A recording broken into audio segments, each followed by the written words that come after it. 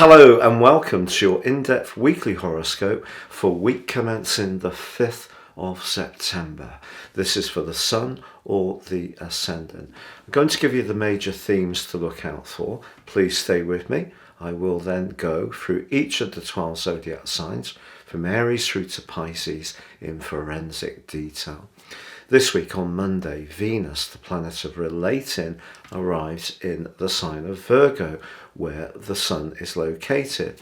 Now, of course, Virgo is very much about discrimination and organisation, and Venus technically is not at its best in this sign, known as being in 4.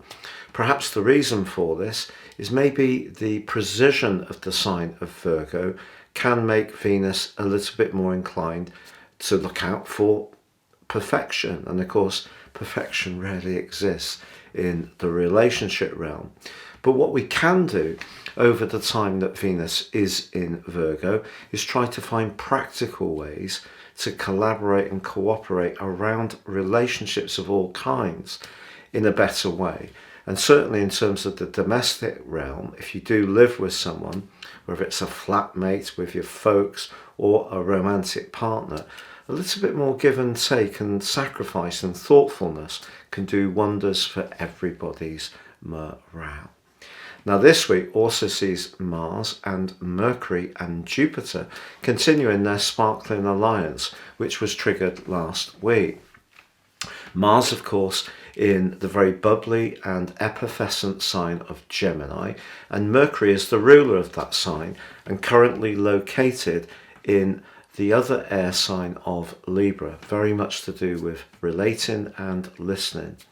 And Jupiter in the mix as well brings an exuberance, a positivity, and a go-getting attitude in the sign of Aries, despite the fact that it is in a retrograde. So there is the potential to initiate things this week. But as we get towards the end of the week, Mercury goes into a retrograde, which will last through to October the 2nd. But on the 23rd, it does rewind back into the sign of Virgo. So we've got a very intense period developing for Virgoan energy. But also on Saturday, we have the full moon in the sign of Pisces.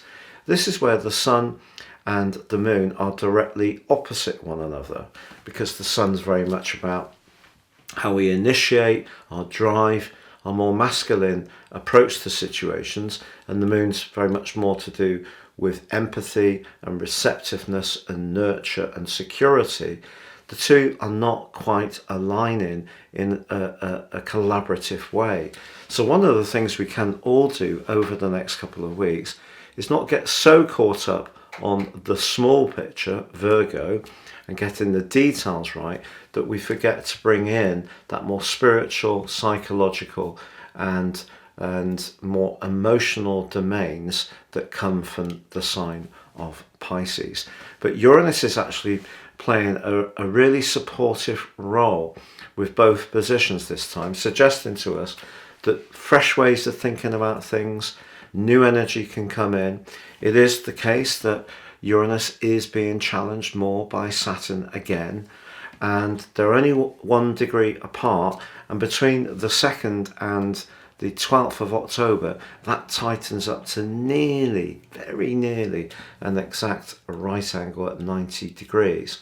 So, also important to understand the restriction in Saturn in the sign of Aquarius is the collective. So we're all feeling a sense of limitation, and a lot of it, of course, is to do with those raw resources which are costing so much more money to buy. And Uranus in the 2nd house, Taurus, very much bringing shocking developments, more challenging environmental situation for us all to deal with, a collective restriction around finance. So that's something we're all dealing with the headwind of those energies. But that collective in Virgo is just saying that we can achieve a lot if we focus on the details, but we shouldn't focus so much on the details that we forget the big picture or our more emotional needs. Now, please stay with me for each of the 12 zodiac sign forecasts, but if you would like to elevate your knowledge of astrology beyond the zodiac signs, if you give me 3 pieces of personal birth data of time, date and place of birth, I can give you a forecast that can guide you all through year 2023, but I'll give you the rest of this year free. Plus, with my 30% off special offer, you'll get your life roadmap, your character analysis, which can guide you for the rest of your existence by helping you to understand some of the patterns that may have been repeating in your situation, perhaps the more challenging ones, but also helping to highlight the opportunities and talents that you have in a much clearer way. Please see the link beneath this video. And finally, if you've yet to subscribe to my channel, I'd be honoured if you did so now. Please click or tap on the bell notification symbol.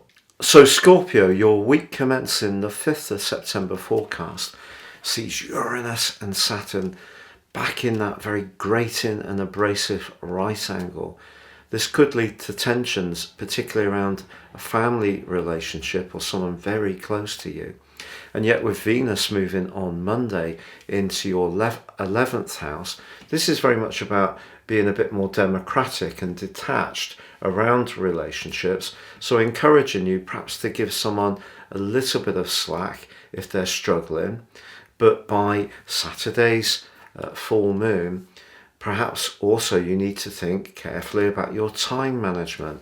For example, if you're spending a lot of your free time with friends or associates, but not so much exploring your own talents and interests, that could be something that you want to change. Or maybe someone close to you is not happy that you're not spending enough time with them. And of course, Mars, your traditional ruler, is in a very passionate part of your situation at the moment. And whatever really fires you up can inspire you enormously. But also, maybe you want to be doing things that require quite a lot of patience or work behind the scenes.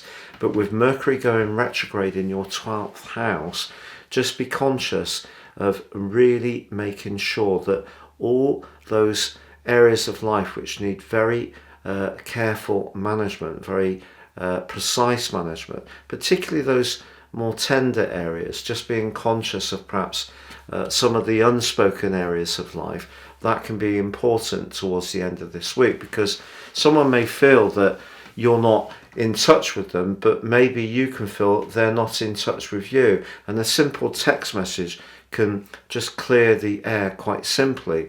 But if you're wanting to put more energy into your social world and get together with people who are important to you, as long as it's the people that you absolutely know you can rely upon, the next few weeks can bring up some real moments of opportunity.